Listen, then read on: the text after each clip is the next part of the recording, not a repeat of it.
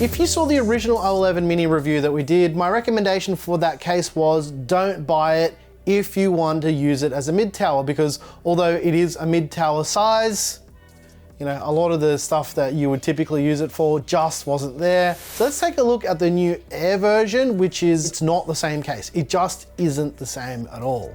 So let me show you what's different.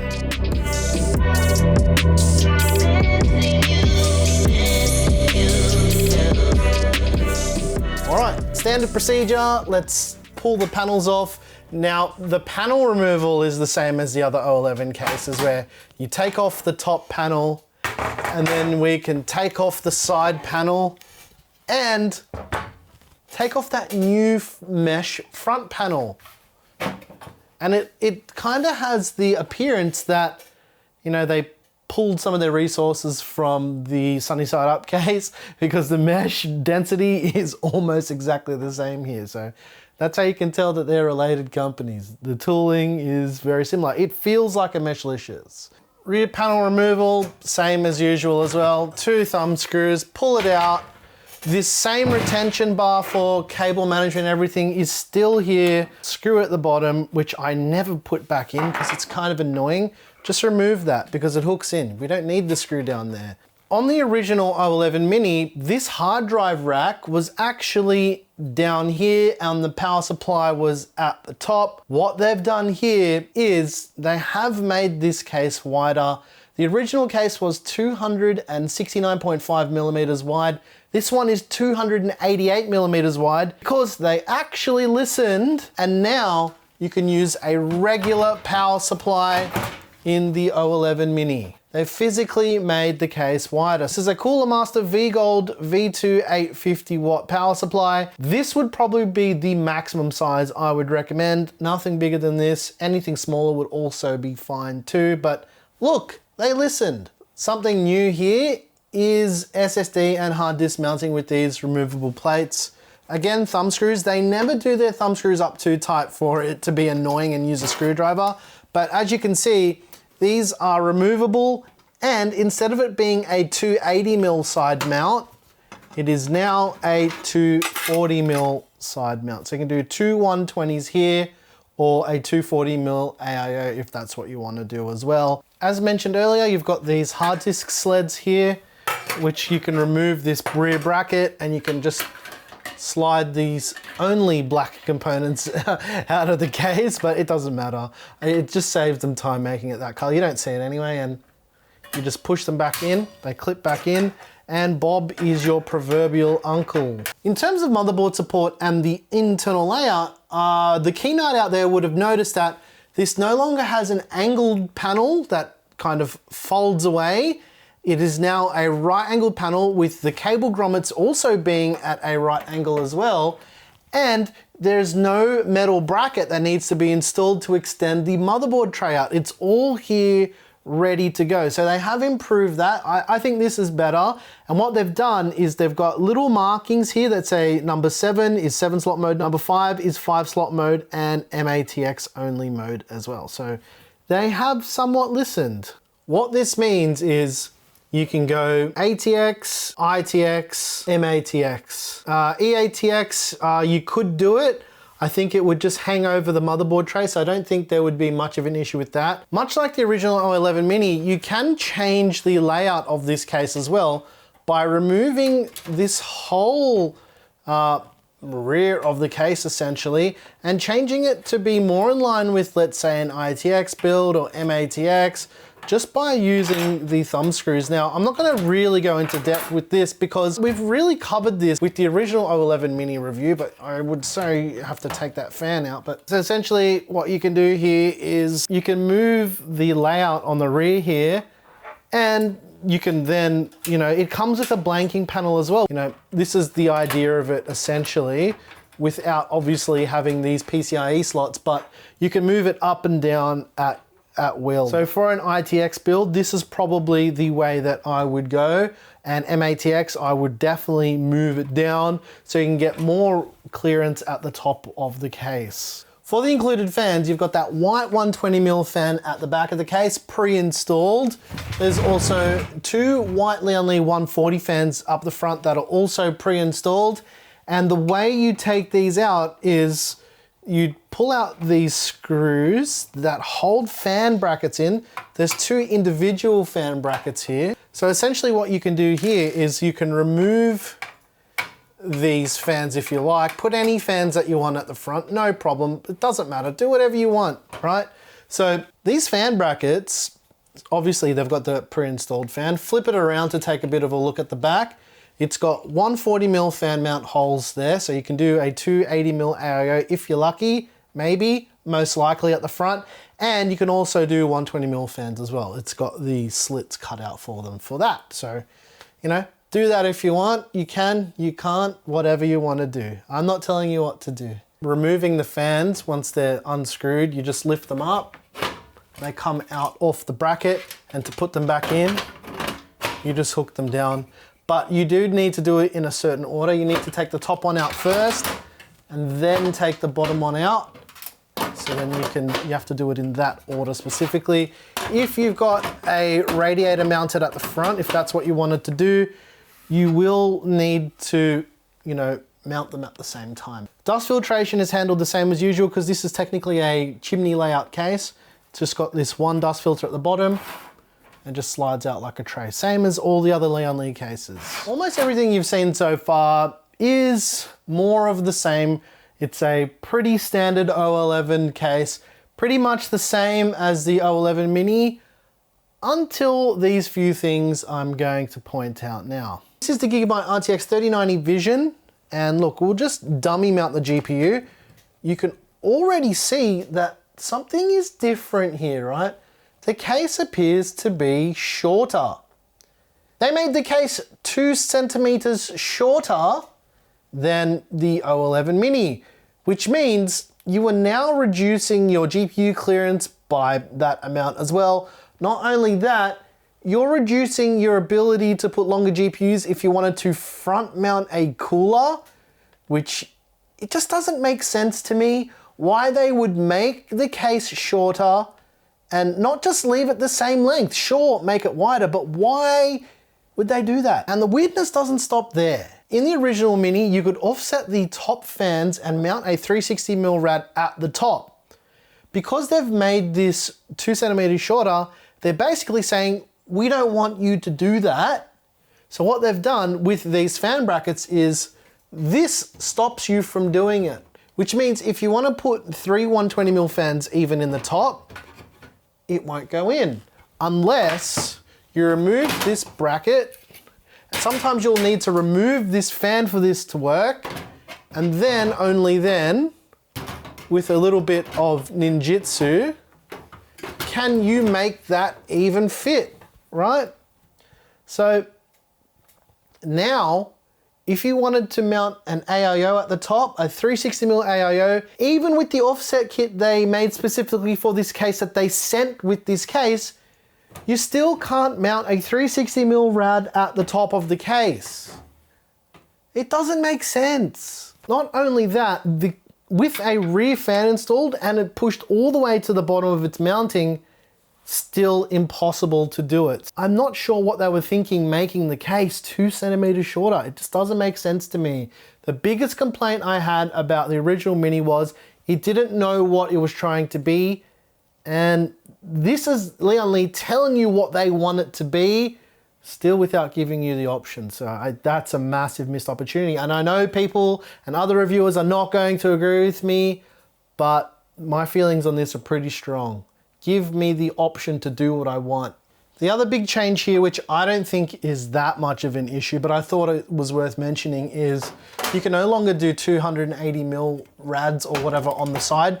You can only do a 240 if you really wanted to, but because this is less of a traditional chimney case, I would say not to do that. Front panel wiring is the same as usual: power switch, hard disk activity light, and power button. Front panel audio, USB Type-C front panel connector, and USB 3.0 front panel connector. There are some differences with the rear panel as well. So it has that very Meshalicious-esque finish with the holes and the density of the holes. But if we flip it around, you'll notice that the kind of magnetic strips here for sticking filters on are now gone. A question we're probably likely to get is, can you buy this mesh front panel for your existing O11 Mini? And the answer would probably be no, because this panel is wider than the regular Mini. Well, I mean, the whole case is wider, so probably not. Not only that, there's no way to mount fans behind this on the regular one. So what I'm thinking here is Lian Li wants you to buy a whole new case. Simple as that. I'm not trying to purposely hate on the O11 Air Mini. I feel like a few sacrifices have been made again that they could have rectified by basically leaving it the same length as the original. So there are a few things that I'm a bit disappointed about, even before building it. The truth is, I'm just slightly disappointed, and that's basically it. But we're not seeing the whole story yet because we haven't built it yet. So let's do our usual thing. Let's do a build, let's test the thermals, and then we can come to a proper conclusion and make up our minds on the O11 Air Mini. So let's get building.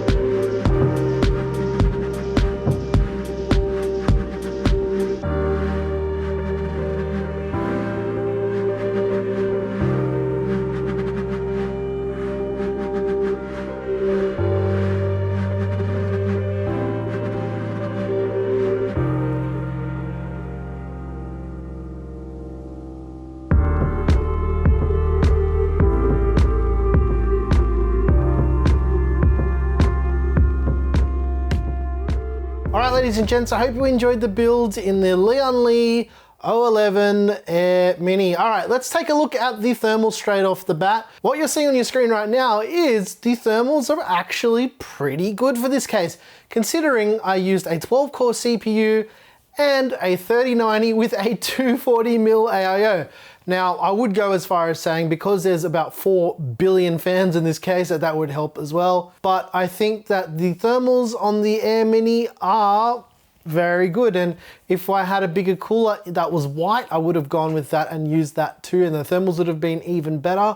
But I still think, like, for a 240mm AIO and the CPU, it's excellent. It's really, really good. I did actually test with the fans and exhaust on the side, but there was little to no difference from what I observed. It might be different if we use a different cooler or something like that, but who knows? We'll come back to this another time. I'm gonna obviously revisit this case with a much more complicated setup, but you know, for the purposes of this review, this is what we've got. Okay, let's chat about all the parts in the system. The CPU is the AMD Ryzen 9 5900X. We put the 5900X on the Gigabyte X570S Aero G. To cool the 5900X, we used the Phanteks Glacier One 240 MPH, the white version of that. The RAM is 32 gigs of Team Group Extreme ARGB in white. The GPU is the Gigabyte RTX 3090 Vision OC. All the fans in the case are SL Uni fans. There's two 140 Uni fans in the front, and the rest are the 120 Uni fans all throughout. The cable extensions you're seeing here are the Lian Li streamer cable extensions. They're all RGB and they're all of the blings. And I figured, you know what? We haven't used them in a while and it would kind of suit this build, so why the heck not? And if I missed anything else in this build, I'll put a PC part picker list down below in the description. You can check that out at your leisure and all that jazz and everything in between. Okay, let's chat about the O11 Air Mini. Right. So building construction wise, the quality of the case is, as expected, quite good. I think that Lian Li actually nailed this again with this case. It's got a very mesh-licious finish with the paint finish, as well as the new mesh panels. The density of the holes are the same as the mesh-licious. Well, I mean, as far as I can tell, it feels the same as well. The weight of the panel also feels the same as the panels from that case too. And because SUPD or Sunny Side Up is a sister company of Lian Li, this would only make sense. So there's the answer to that. I didn't talk about this in the first part of the video because I did film it actually, but I didn't include it. But bottom fan mounting, what I found was you can do two 140s or two 120s in the bottom. You can do three 120s, but you're kind of blocking off a little bit on the bottom. So that's why I didn't really talk about that, because after building with it, there were a few things that I discovered. And what I did as well is sometimes when we do these videos, I'll edit and then I'll come back to figure out what I want to say at the end of the video. So everything just makes a bit more sense. Now, I might have been a little bit harsh on this case. Like, I get it. I understand the use case, but again, 2 centimeters shorter, and we can't do a 360mm AIO at the top, even though Lian Li has an offset kit. And with the extra width of the case, it would have fit without an offset kit anyway. Now, I get that they're trying to limit the size of this case, and they kind of always do this when they do their miniaturized cases, but the problem here is they've made it wider, so it's still a big case, but it's not. But it is, but it's not. That's the thing. This is more of a cube than the other Mini, like the O11 Mini, so I just don't understand why they couldn't have just made it 2 centimeters. It's just 2 centimeters, it's nothing.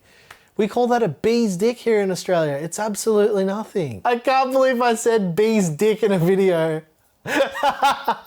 Look, I gotta say that the O11 Air Mini is better than the O11 Mini. It feels like it's easier to build in because you can put that full-size ATX power supply in the back now. That's a major win for people who are holding back on the original O11 Mini. A lot of people have come and said to me, you know what, I'm not gonna buy it because I need to buy an SFX power supply and they are usually way more expensive. You're absolutely right, and Lian Li did listen to everyone in regards to that, so I'll give them points for that. But them addressing the top 360 rad mounting without really addressing it by basically deleting it by making the case shorter. Again, I'm just gonna keep dwelling on this because it just has so much potential to be the ultimate mix of small case and high airflow and high performance. It's just so close.